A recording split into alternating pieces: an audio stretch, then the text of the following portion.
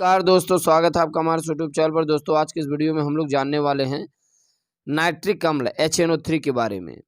दरअसल दोस्तों नाइट्रिक अम्ल को प्रयोगशाला में कैसे बनाया जाता है, इन सभी के बारे में हम लोग जिक्र करने वाले हैं। यहाँ पर आप देख पा रहे हैं प्रयोगशाला में नाइट्रिक अम्ल कांच के रिटार्ड भपका में सांद्र H2SO4 एवं सोडियम नाइट्रेट को गर्म करके प्राप्त करते हैं। हमने कहा प्रयोगशाला में नाइट्रिक अम्ल, यानी प्रयोगशाला में नाइट्रिक अम्ल बनाते कैसे हैं। एक बड़ा सा कांच का रिटार्ड भपका लेते हैं, इसमें सांद्र H2SO4 एवं सोडियम नाइट्रेट को गर्म करके प्राप्त करते हैं, राइट।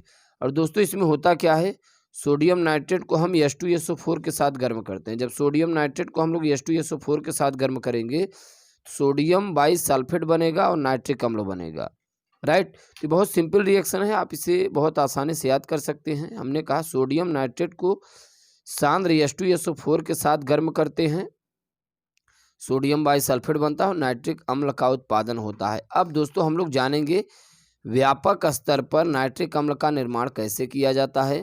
तो दोस्तों इसके पूर्व वीडियो लेक्चर में हमने बर्कलैंड से संबंधित बताया है, और ये जो वीडियो लेक्चर है इसमें हम लोग प्रयोगशाला विधि और ओस्टवार्ड विधि के बारे में जानेंगे। प्रयोगशाला विधि के बारे में हम लोग सीख पाए, अब दोस्तों हम लोग जानेंगे ओस्टवार्ड प्रोसेस। अब दोस्तों यहाँ पर ध्यान दीजिए, ओस्टवार्ड विधि से HNO3 नाइट्रिक अम्ल का उत्पादन कैसे करते हैं। इस विधि में अमोनिया गैस वायु से ऑक्सीकृत होकर नाइट्रिक अम्ल बनाते हैं, यानी दोस्तों इसमें अमोनिया गैस लेंगे, और बर्कलैंड विधि में हमने नाइट्रोजन को ऑक्सीकृत किया था। यहाँ पर दोस्तों हम लोग क्या करते हैं, अमोनिया गैस को वायु में ऑक्सीकृत होता है और नाइट्रिक ऑक्साइड बनाता है, जो फिर ऑक्सीकृत होकर NO2 बनाता है, और जब इसे H2O से क्रिया करते हैं तब नाइट्रिक अम्ल बनता है। जरा ध्यान दीजिए, यहाँ पर देखिए हमने अमोनिया लिया है, अमोनिया को हमने ऑक्सीजन के साथ क्रिया कराया, यानी कि NH3 + 5O2 arrow mark 4NO बनता है, +6H2O बन जाता है, राइट। फिर दोस्तों यहाँ पर 2NO यानी नाइट्रिक ऑक्साइड किसके साथ, ऑक्सीजन के साथ संयोग करता है और 2NO2 बन जाता है, राइट। नाइट्रिक ऑक्साइड ऑक्सीजन के साथ संयोग करके 2NO2 बना लेता है। अब यहाँ पर देख पा रहे हैं 2NO2 है, लेकिन यहाँ पे हम 1 मॉलिक्यूल बढ़ा देते हैं, 3NO2 हो जाता है। 3NO2 जल के साथ क्या होता है, क्रिया करता है, जल को अवशोषित करता है, तो नाइट्रिक अम्ल बनता है, यानी 2HNO3 बनेगा और नाइट्रिक ऑक्साइड बनेगा। तो दोस्तों ये है ओस्टवार्ड विधि। इसमें है क्या, अमोनिया ऑक्सीकृत होता है ऑक्सीजन के साथ, NO बनता है, वाटर बनता है, NO पुनः ऑक्सीजन के साथ ऑक्सीकृत होगा तो NO2 बन जाएगा। NO2 दोस्तों जल को अवशोषित करके नाइट्रिक अम्ल बनाता है और NO बनाता है। अब थोड़ा इनके गुणों के बारे में हम लोग जिक्र करते हैं, क्या क्या इनका प्रॉपर्टीज है, क्या क्या इनका गुण है। फर्स्ट प्रॉपर्टीज दोस्तों कहता है यह एक रंगहीन द्रव है। बात समझ में आई। इसका विशिष्ट घनत्व यानी विशिष्ट जो डेंसिटी होता है 1.504 है।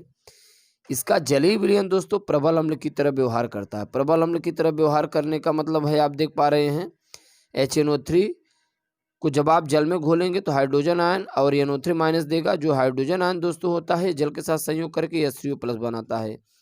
इसका हिमांक 231.4 केल्विन है तथा क्वथनांक 355.6 केल्विन होता है, राइट। ये दोस्तों इसका गुण था। अब हम लोग इनके यूजेज यानी उपयोग के बारे में जानेंगे। दरअसल दोस्तों इसका प्रमुख उपयोग कहाँ पर किया जाता है, उर्वरक के रूप में।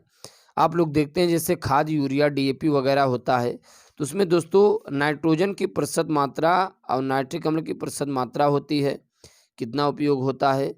तो ये उर्वरक के रूप में इनका अच्छा खासा उपयोग हुआ रहता है। विस्फोटक एवं पायरो तकनीकी के रूप में भी इनका उपयोग किया जाए। दोस्तों बहुत से पदार्थ ऐसे होते हैं जो विस्फोटक पदार्थ को बनाने में इनका अच्छा खासा उपयोग किया जाता है। अगर दोस्तों यदि रॉकेट ईंधन की बात करें तो रॉकेट ईंधन में इनका उपयोग ऑक्सीकारक के रूप में किया जाता है, ठीक। दोस्तों रॉकेट ईंधन में ऑक्सीकारक यानी कि रॉकेट में बहुत से ईंधन के रूप में चीज़ें उपयोग किया जाती हैं, और वहाँ पर नाइट्रिक अम्ल का उपयोग ऑक्सीकारक के रूप में अच्छा खासा उपयोग होता है। अगर इनके फोर्थ पॉइंट की बात करें तो इनका उपयोग जैसे नाइट्रोग्लिसरीन बनाने में किया जाता है, ट्राइनाइट्रोटॉलुएन बनाने में किया जाता है। अन्य दोस्तों कार्बनिक यौगिकों के यानी नाइट्रो यौगिकों के विरचन के रूप में भी इनका उपयोग किया जाता है। तो इस प्रकार से दोस्तों हम लोग इनके यूजेज के बारे में सीख पाए। एक बार फिर रिवाइज करते हैं। इनका उपयोग, प्रमुख उपयोग उर्वरक के रूप में, विस्फोटक एवं पायरो तकनीकी के रूप में उपयोग किया जाता है। रॉकेट ईंधन में ऑक्सीकारक के रूप में, ऑक्सीकारक आप समझ गए होंगे कि ऑक्सीजन के साथ संयोग करके कुछ और यौगिक बनाता है।